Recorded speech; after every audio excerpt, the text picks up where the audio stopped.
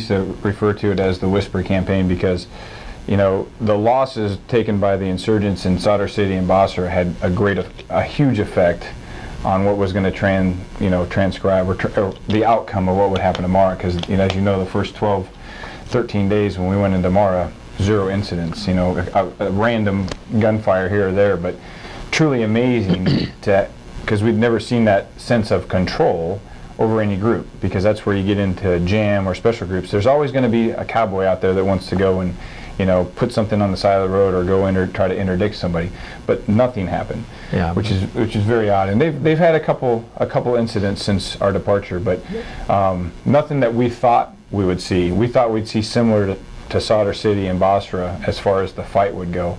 But once again, that was Iraqi-led. It was supported by a scalable support package by the Coalition Forces.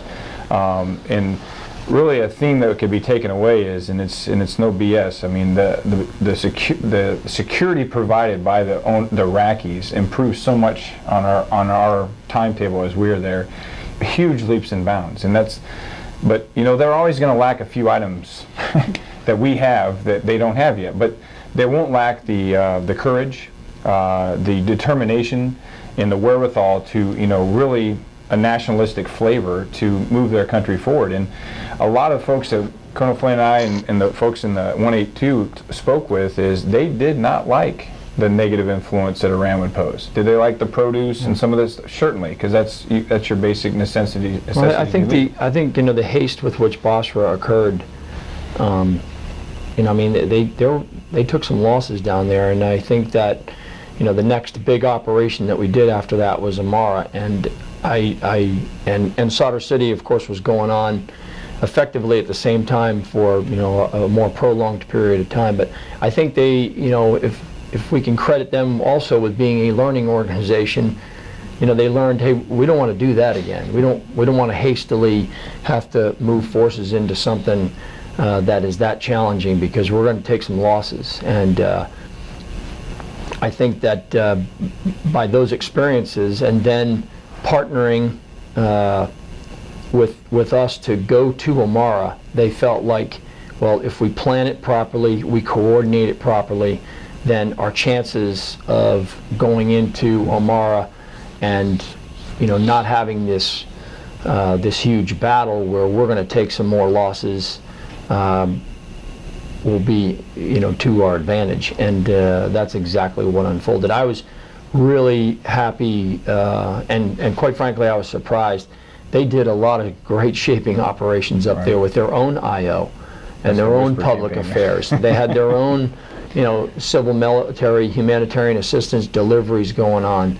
It was really something, you know, it was really, it was a great thing to see, as I mentioned to you when you came up there on your visit. So, but again, I think they learned that as a result of their previous experiences in Basra and Sadr City, and hopefully they'll continue to do the same. I can remember just sitting at the table, actually snapping a couple of pictures just to get a couple of the crew, but to take a look at having the DGIS, the INIS, having the Army commander, and having the police all in a room and actually wargaming like we would do as just an Army unit, wargaming and actually planning to do the coordination of what would transpire, and juxtaposing a little bit, but at the end of the day, that was the orders that were given by the INIS commander, you know, to say, hey, this is what we're going to do.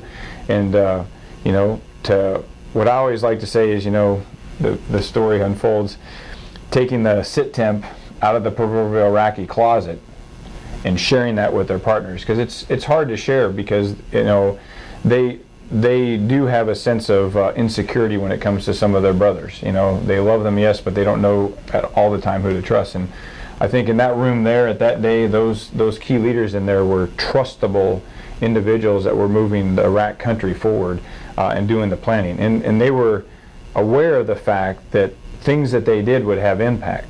So in other words, we just can't go blow up the whole block, you know, and then just leave it.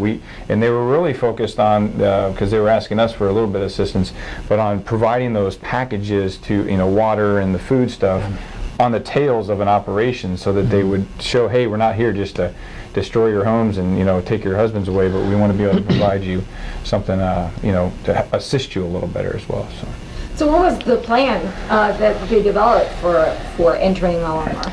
Well, you know, they had the IGFC, you know, headquarters. It really, the direction came down to the 1st Iraqi Army Division to be the lead headquarters for the operation. Of course, Maysan Province was a province of 10th Iraqi Army Division, which is the division that we were primarily working with. Of course, there's a little bit of synergy that was gained here with the coalition as well, because the 1st Brigade of the 1st Iraqi Army Division also was the brigade that we worked with in Basra.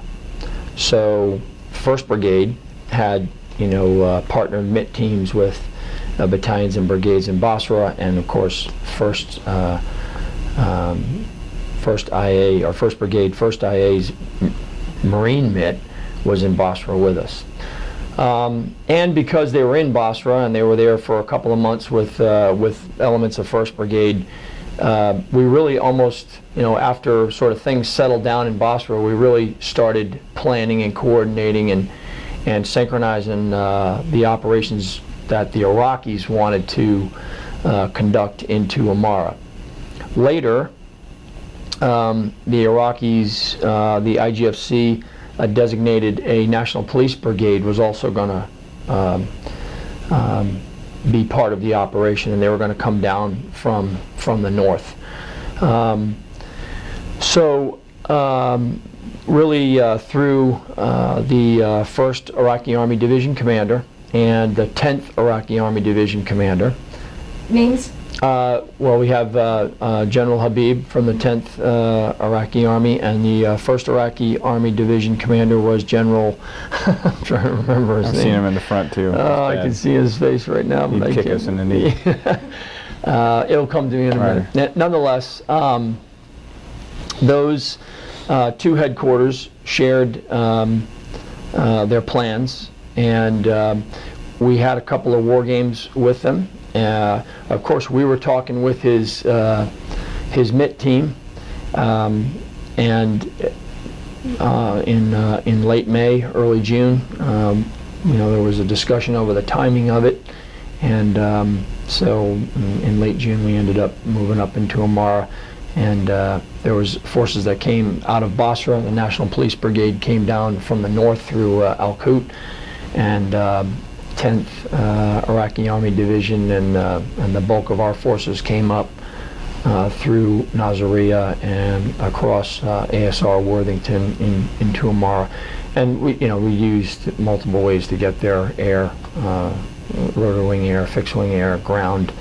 and really, you know, the Iraqi Army. I credit their coordination on this. And the execution part of it, because they were deliberate in how they did it. They shared information as best they could. I mean, we have all these, you know, formal and high-tech means of sharing information. They just pick up a cell phone and say, "Hey, go do this," and that's how they coordinate their operations. But it worked fine, and you know, they have.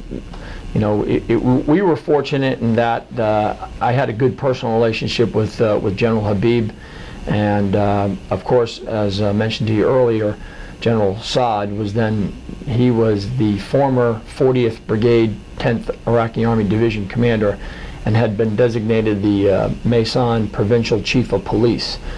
So my, you know, year-long, you know, relationship with General Saad was very helpful, because now he was the chief of police in the Maysan province, and I think that our biggest concern was not the army, because the brigade that was in Maysan province, based in Amara, was part of the 10th IA. It was, how was the police going to respond to this, you know, movement of all these forces, Iraqi forces and coalition forces into Maysan?